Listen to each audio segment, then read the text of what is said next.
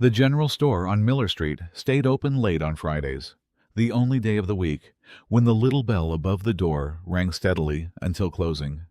It was 1959, and the late afternoon sun slanted low through the front windows, catching dust motes drifting above the counter.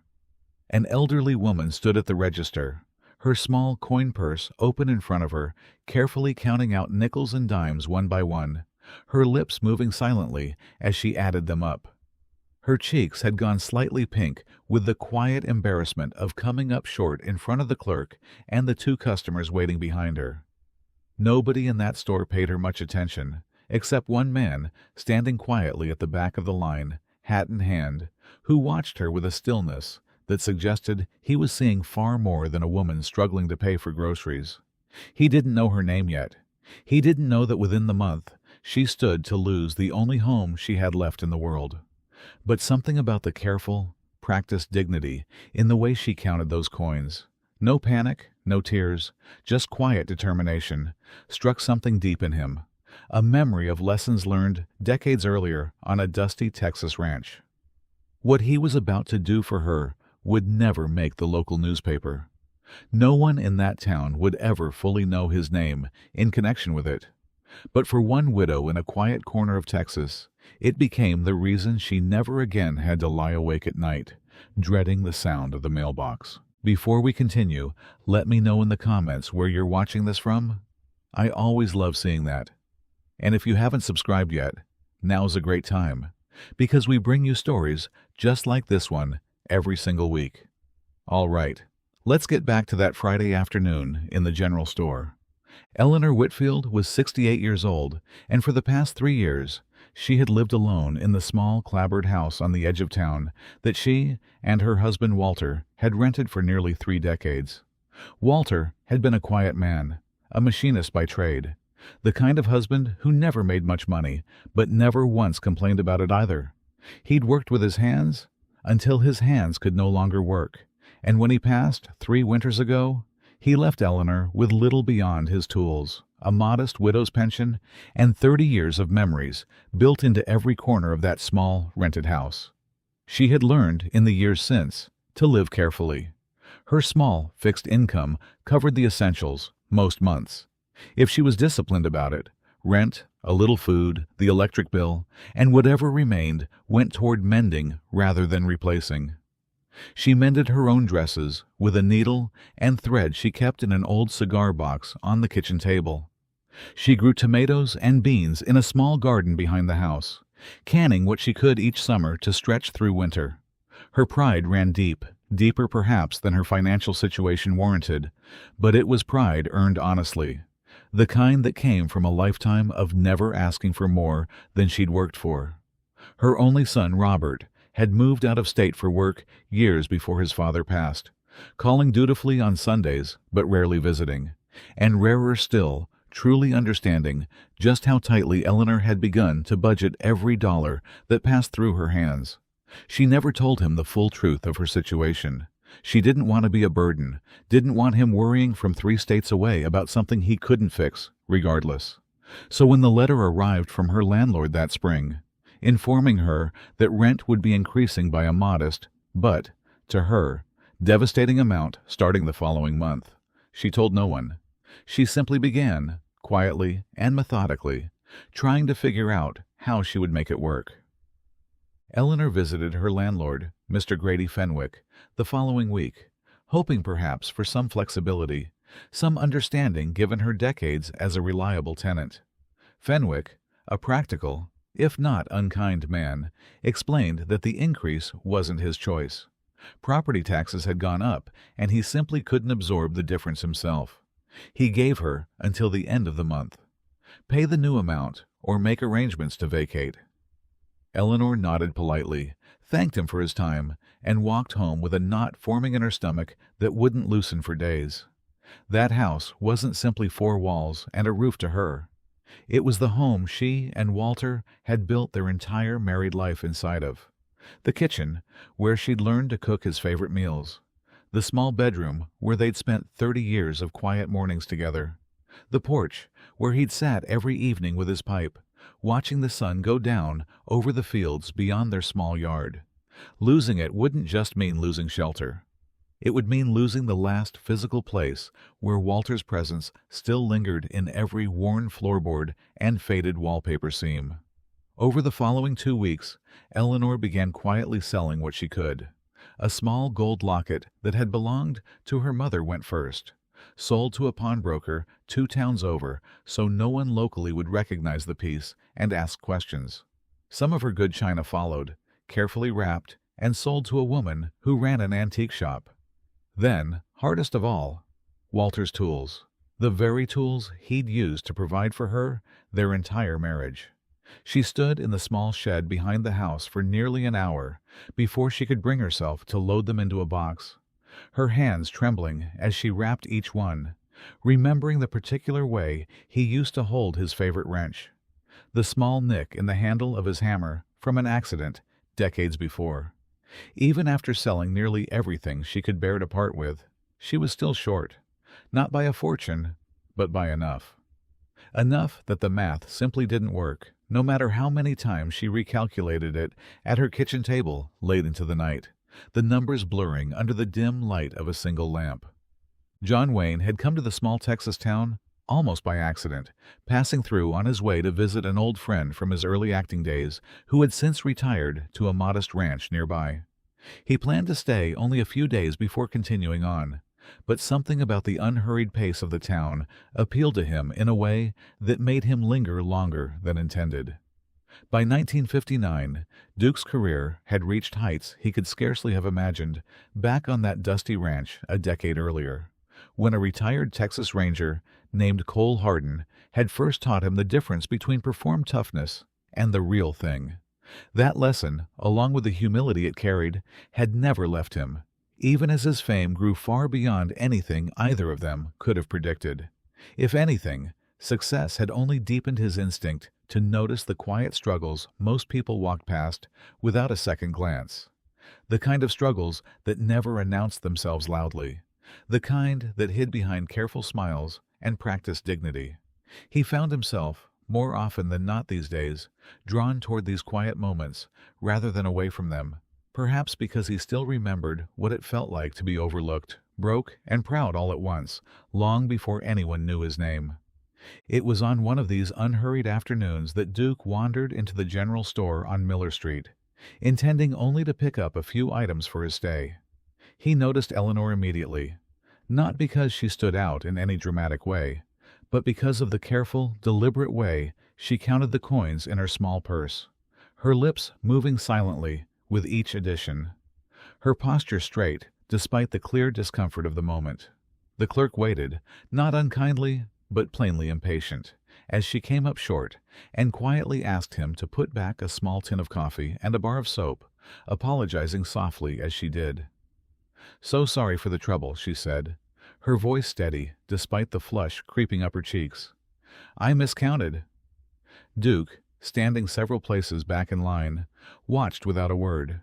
He noticed the neat, careful mending along the collar of her coat, small stitches placed with obvious skill and patience. He noticed the way she thanked the clerk warmly despite her embarrassment, the way she gathered her remaining items with unhurried grace rather than fleeing the moment out of shame. There was something in her resilience that struck him deeply, something that echoed a lesson he'd carried since that ranch in 1949.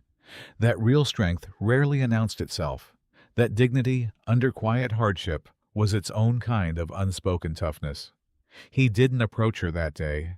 He simply watched, filed the moment away, and made a note to himself to learn more, if the opportunity ever presented itself naturally. The opportunity came a few days later, as Duke walked past a small house on the edge of town and noticed an elderly woman tending a modest vegetable garden in the side yard. It took him a moment to recognize her as the same woman from the general store. She looked up as he passed, offering a polite nod, the kind small-town courtesy extended to any passerby. "Afternoon," Duke said, pausing at the edge of her fence. "That's a fine-looking garden." Eleanor smiled, genuine warmth replacing the earlier embarrassment he'd witnessed. "Thank you kindly. Started it the year my husband and I moved in here. Must be near 30 years now." A conversation unfolded naturally from there, unhurried the way conversations often were in towns like this one. Duke introduced himself simply as Duke, offering no further details about his life beyond the town, and Eleanor, in turn, spoke freely about her tomatoes, her beans, the particular trick to keeping the rabbits from getting to her lettuce. She mentioned her late husband Walter in passing, her tone warm rather than mournful, the kind of grief that had settled into fondness rather than fresh pain. She never once complained about her circumstances, never hinted directly at any financial struggle. But Duke, listening carefully, the way Hardin had once taught him to listen, really listen beneath the words being said, caught small details she likely didn't realize she was revealing. A passing comment about cutting back where we can these days. A brief hesitation when she mentioned how long she'd lived in the house, as though the thought carried some unspoken weight. He didn't pry. He simply listened, thanked her for the pleasant conversation, and continued on his walk, turning the small details over in his mind. Duke learned the rest of Eleanor's situation almost by accident, over coffee at the small diner in town, from a waitress named Patsy who'd grown up in the area and knew most of its residents by name and history. When Duke mentioned, casually, that he'd met a pleasant widow named Eleanor while passing her garden, Patsy's expression shifted into something more somber. "Poor Eleanor," she said, refilling his cup without being asked. "Landlord raised her rent last month. Whole town knows it, though she'd never admit it herself. Too proud. She's been selling off things around the house just to keep up, but I heard from Mr. Fenwick's daughter that she's still short. Month's about up. Don't know what she'll do if she can't make it work." Patsy went on, filling in details Eleanor herself would never have volunteered. How Walter had died suddenly 3 winters back. A heart attack that took him in his sleep one ordinary Tuesday night. How Eleanor had found him the next morning, still in bed, looking as peaceful as if he had simply drifted into a deeper sleep. How she'd insisted on staying in the house afterward, despite her son's gentle suggestions that she consider moving somewhere smaller, somewhere easier to manage. "She says that house is the last place Walter still feels close," Patsy said quietly. "Can't say I blame her for wanting to hold on to that." Duke sat, with the weight of that information, for a long moment after Patsy moved on to other customers. He understood, more than most, what it meant to hold on to a place, not for its walls, but for what those walls contained: memory, identity, the quiet echo of a life once shared with someone now gone. That evening, sitting alone on the porch of the small guest house where he was staying, Duke found himself thinking back, as he often did in moments like this, to that dusty Texas ranch a decade earlier, and the weathered old ranger who had taught him that real character never needed an audience to prove itself. Cole Hardin had shown him, through nothing more than quiet example, that the most meaningful actions were often the ones nobody ever knew about. Duke had carried that lesson through every year of his growing fame, quietly finding ways to help where he could without ever seeking recognition for it. A scholarship fund here, an anonymous donation there, always careful to keep his name out of it whenever possible, understanding instinctively that true generosity given for the sake of recognition wasn't really generosity at all. He thought carefully now about how best to help Eleanor.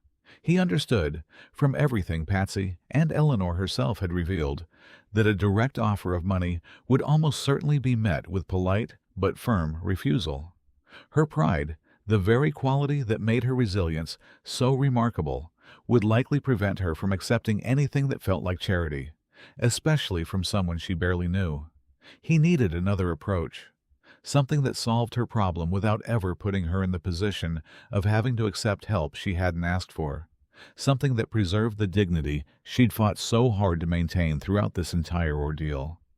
The following morning, Duke made his way to Grady Fenwick's small office above the hardware store, presenting himself simply as someone passing through, curious about local rental properties for a friend who might be relocating to the area. The conversation began innocuously enough, Fenwick walking him through a few available listings, before Duke, with practiced ease, steered the discussion toward the older rental properties in town, mentioning, almost offhandedly, that he'd heard good things about a small house on the edge of town, currently occupied by a widow. Fenwick's expression shifted slightly at the mention, a flicker of discomfort crossing his face. That'd be Mrs. Whitfield's place. Good tenant, 30 years reliable.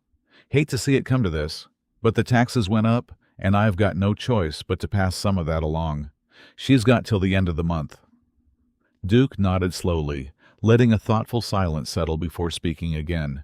What if that rent were taken care of? Not just this month, the full year ahead. Fenwick blinked, clearly caught off guard. "You're offering to pay her rent? You don't even know the woman." "I know enough," Duke said simply. "I'd like it handled quietly, if you're willing. She doesn't need to know where it came from, just that it's taken care of." Fenwick hesitated, clearly turning the strange offer over in his mind, curiosity plain on his face. "Can I ask why?" Duke considered the question for a moment before answering, his tone carrying the same quiet weight that had once silenced a rowdy diner full of teenagers decades later, though Fenwick had no way of knowing that particular story. "Someone taught me once that the right kind of help doesn't need an explanation, or a name attached to it. I'd appreciate you honoring that." Fenwick studied him a moment longer before extending his hand, something like quiet respect settling into his expression. "You've got my word. She'll never hear it from me." 3 days later, Eleanor received an envelope in her mailbox, unmarked except for her name, written in Fenwick's familiar handwriting. Inside was a brief letter, formal but kind, informing her that her rent had been paid in full for the coming year, with no further payment required until the following spring. She read the letter twice, then a third time, convinced she'd misunderstood something. Her hands trembled slightly as she made her way into town that same afternoon, letter in hand, to find Fenwick at his office. "Is this some kind of mistake?" she asked, sliding the letter across his desk. Fenwick shook his head gently. "No mistake, Mrs. Whitfield. Someone came to see me a few days back, asked to cover your rent for the full year. Wanted it kept quiet, no name attached." Eleanor's expression shifted through confusion, disbelief, and finally something close to overwhelming emotion. "Who? Why would anyone—" "I gave my word not to say," Fenwick said, his tone apologetic but firm. "All I can tell you is they seemed to believe you deserved a little peace of mind." Eleanor sat in stunned silence for a long moment, tears welling despite her efforts to maintain her usual composure. She thanked Fenwick, though there was little more he could offer beyond the mystery itself, and walked home slowly, the letter clutched tightly in her hand, her mind racing through every possible explanation and finding none that made sense. Over the following days, Eleanor found herself unable to let the mystery rest. She mentioned it carefully to a few neighbors, to Patsy at the diner, to anyone who might have some insight into who could have done something so significant for a woman they barely knew. No one had answers, though the story spread quickly through the small town regardless, becoming something of a local wonder. The mysterious benefactor who'd quietly saved Eleanor Whitfield's home. She found her mind returning, more than once, to the quiet stranger she'd met by her garden fence. The pleasant man named simply Duke, who'd complimented her tomatoes and listened so attentively to her small stories about Walter. But she dismissed the thought quickly each time it surfaced. Surely a passing stranger, someone she'd spoken with for only a few unhurried minutes, wouldn't do something so significant on her behalf. It didn't make sense. And yet, something about his calm, unassuming presence lingered in her memory in a way she couldn't quite explain. A quiet feeling she couldn't fully shake, even as logic told her it was impossible. Duke's business in town was drawing to a close, his visit with his old friend concluding, plans already set to continue on toward his next commitment. On his final afternoon in town, he found himself once more at the small diner, sharing a booth with Patsy's familiar coffee refills, when Eleanor entered, spotting him and offering a warm, genuine smile of recognition. "Mr. Duke," she said, approaching his table. "Wonderful to see you again before you go. Patsy mentioned you'd be leaving soon." She sat, at his gentle invitation, and the conversation soon turned, as conversations in small towns often did, to the mysterious gift that had become the talk of the entire community. "Strangest thing," Eleanor said, still visibly moved by the memory, even as she recounted it. "Someone paid my rent, the whole year, and won't even give their name. I can't imagine who would do such a thing for someone they barely know." Duke listened with quiet warmth, careful to keep his expression neutral, offering only gentle words in response. "Sounds like this town looks out for its own," he said simply. "Maybe someone just believed you deserved a little peace of mind." Eleanor studied him for a brief moment, something flickering behind her eyes.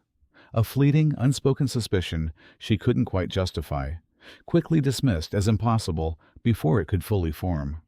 They spoke a while longer, of gardens and small-town life, and the quiet comfort of familiar routines, before Duke rose to leave, wishing her well with the same understated sincerity He'd carried throughout their entire acquaintance. He left town later that evening, his secret intact, carrying with him the same quiet satisfaction he'd felt every time he'd managed to help someone without ever needing them to know his name.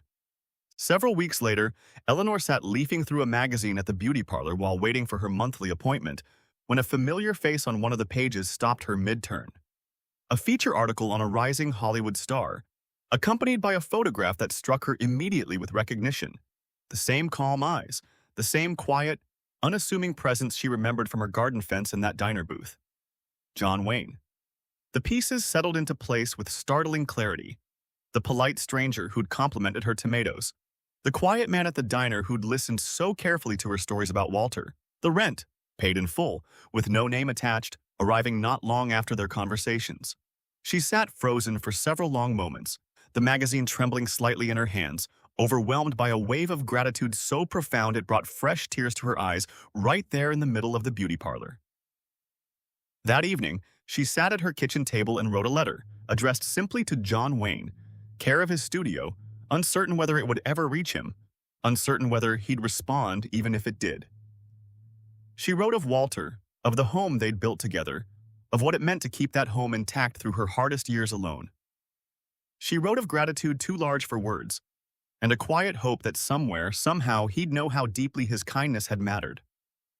Whether the letter ever reached him, whether he ever responded, remained a quiet mystery Eleanor kept close to her heart, understanding somehow that the answer mattered less than the gesture itself, a kindness given freely, without need for acknowledgement or thanks.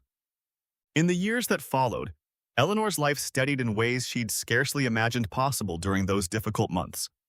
Free from the immediate fear of losing her home, she found herself with the emotional space to re-engage with her small community in ways she hadn't in years. She began volunteering at the local church, helping organize small fundraisers for families going through hardships similar to her own. When a young widow in town found herself struggling the following winter, Eleanor was among the first to quietly organize support. A basket of groceries left on the doorstep, an anonymous contribution toward an overdue bill, careful never to reveal her own involvement, understanding now, more deeply than ever, the particular grace of kindness given without expectation of recognition. The cycle continued outward from there, small ripples of quiet generosity spreading through the town in ways no one could fully trace back to their origin, though anyone who knew Eleanor's story might have recognized the pattern clearly enough. John Wayne never spoke publicly about what he'd done for Eleanor Whitfield, just as he'd never spoken of the countless other quiet moments of generosity scattered throughout his life, each one rooted in a lesson first taught to him decades earlier by a weathered Texas Ranger who believed real character required no audience, no recognition, no grand announcement to prove itself real. Eleanor kept her home until the end of her days, the same rooms where she and Walter had built 30 years of quiet memories together, memories that continued undisturbed thanks to a kindness she never fully understood the depth of, extended by a stranger who wanted nothing in return beyond her simple peace of mind. Perhaps that's the truest measure of generosity, not the size of the gesture, but the quiet humility behind it, the willingness to help without ever needing the world, or even the person helped, to know your name. Somewhere in that quiet Texas town, an old widow's mailbox stopped being a source of fear and became, instead, simply a mailbox again. An ordinary, unremarkable thing, exactly as it should be. If you enjoyed this story, hit like, and I'll see you in the next one.